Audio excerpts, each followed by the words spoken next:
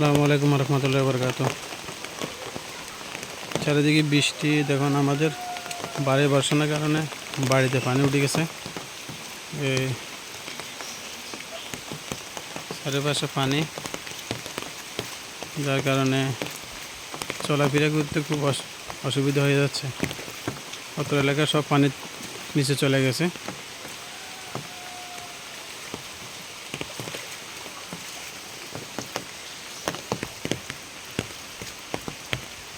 এর হলো আমাদের ফিশারিও ডুবে গেছে অলরেডি। ফিশারিতে মাছ যা ছিল সব চলে গেছে, ওই সাইডে সব অবস্থা খারাপ।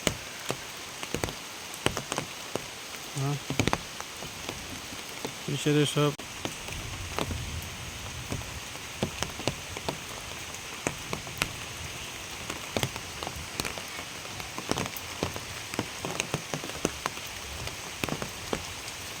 এটা হলো মানে আমাদের বাড়ির লগেতে জলা, যার কারণে সব এখন বর্তমান পানির নিচে। পাহাড়িয়া ডল এবং কি আজকে বাড়ি বর্ষণের কারণে, সাগরের নিম্নচাপের কারণে অতিরিক্ত পানি হয়ে বাড়িঘর সব কিছু পানির নিচে চলে গেছে। দেখেন এটা সব বলো, এগুলো হলো মাছের প্রজেক্ট, সবগুলা এখন পানির নিচে।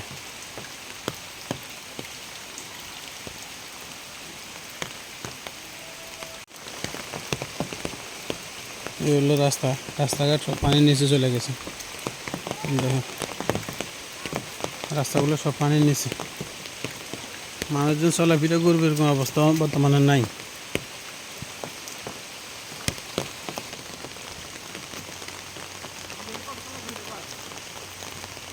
ভারী বৃষ্টিপাতের কারণে বন্যা এত পরিমাণ পকড় আকার ধারণ করছে যে রাস্তাঘাট সবগুলো এখন হালকা কিছু বৃষ্টি হলে এখন রাস্তার পানি উঠে যাবে, যার কারণে চলাফেরা খুব কষ্ট হয়ে গেছে মানুষের। বেশিরভাগ মানুষ এখন নৌকা ক্রয় করার জন্য হিডিক লেগে গেছে চারিদিকে। তো এই বন্যা দুর্গত এলাকাতে অনেকজনের প্রবেশও করতে পারতেছে না, কারো কারো যেমন চুলাতে পানিও জ্বলতেছে, পানি ছাড়া কিছুই নেই, পাক করতে কষ্ট হয়ে যাচ্ছে। দেখেন এদিকে রাস্তাতে কিন্তু অলরেডি পানি উঠে গেছে। ফসলি জমিগুলো আজ পানির নিচে চলে গেছে। দেখেন এই জমিগুলো সবগুলোতে ছিল জ্বালা বিছনা ছিল, সবগুলো আজ পানির নিচে চলে গেছে। জ্বালা বিছনাগুলো অলরেডি বোঝা যাচ্ছে। আর ওদিকে একটা মাছের খোয়ারি ছিল, ওগুলা সবগুলা আজকে বেশি মাছ সব চলে গেছে, যার কারণে মানুষ খুব বিপদে পড়ে গেছে।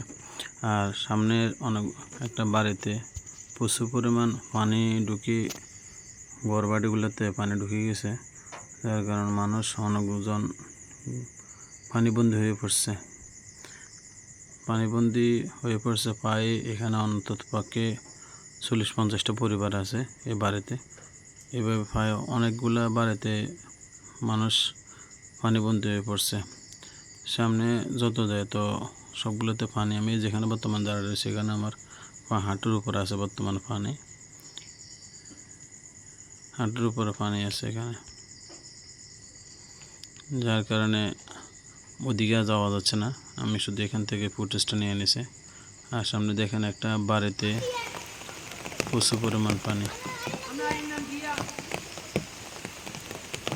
দেখেন এই চাচা মাছ ধরতেছে, উনি আমার সাথে অনেক মানে কোন কোন টেলিভিশনে পানি ঢুকছে এবং কোন কোন বাড়িগুলাতে মানুষ ঠিকমতো যাতায়াত করতে পারতেছে না, ওগুলো আমাকে দেখা দিতেছে।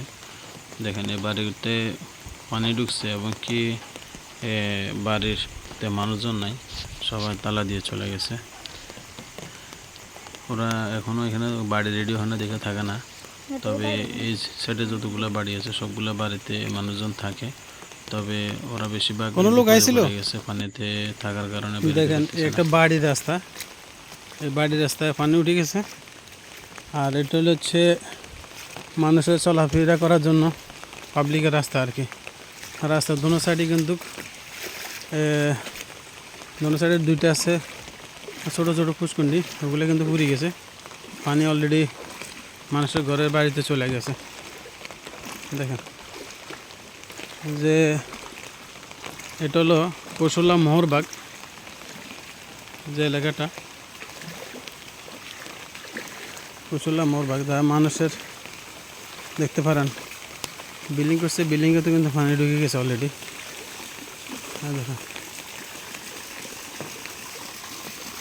এটা এলাকাতে বেশিরভাগ মানুষে কিন্তু এখন বর্তমান একদম পানির নিচে চলে গেছে। দেখেন আমি যেখানে দাঁড়া রয়েছি এখানে পানি আছে প্রায় হাঁটুর উপরে। এখানে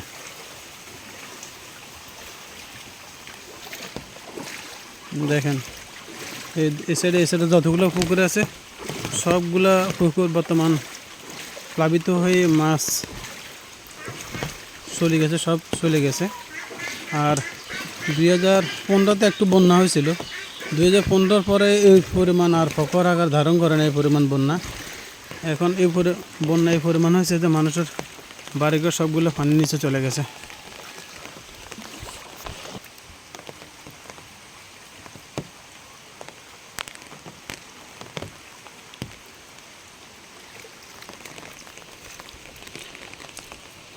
মানে এই পরিমাণ বৃষ্টি হয়েছে 2015 সালে এরকম একটা বৃষ্টি হয়েছে, তবে এরকম ভয়াবহ ছিল না। এখন 2024 সালে এই পরিমাণ ভয়াবহ বন্যা হয়েছে। দেখেন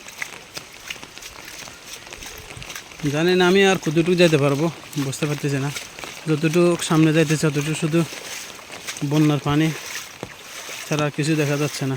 ঘর বাড়িগুলো সবগুলো বন্যা পানির নিচে চলে গেছে। এটা কিন্তু একটা কবরস্থান।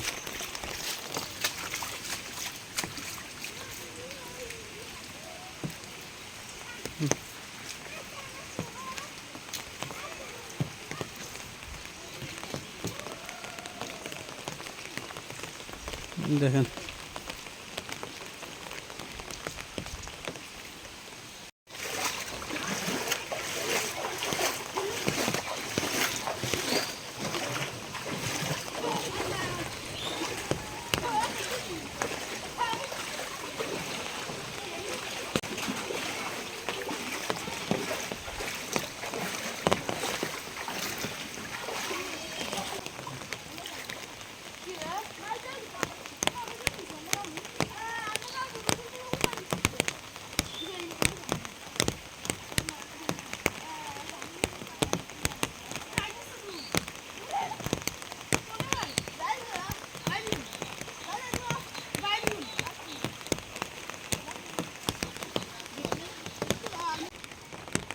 দেখেন এই বাড়িগুলোতে কিন্তু পানি ডুবে গেছে। এই দেখেন ওগুলো কিন্তু পানির তলে চলে গেছে সবগুলো, এই বাড়িগুলো সবগুলো পানির তলে। এই বাড়িগুলো দেখেন এটা, আর ফেনী জেলার লাস্ট সীমান্ত এটা। পানি কিন্তু খুব জোরসে নামতেছে।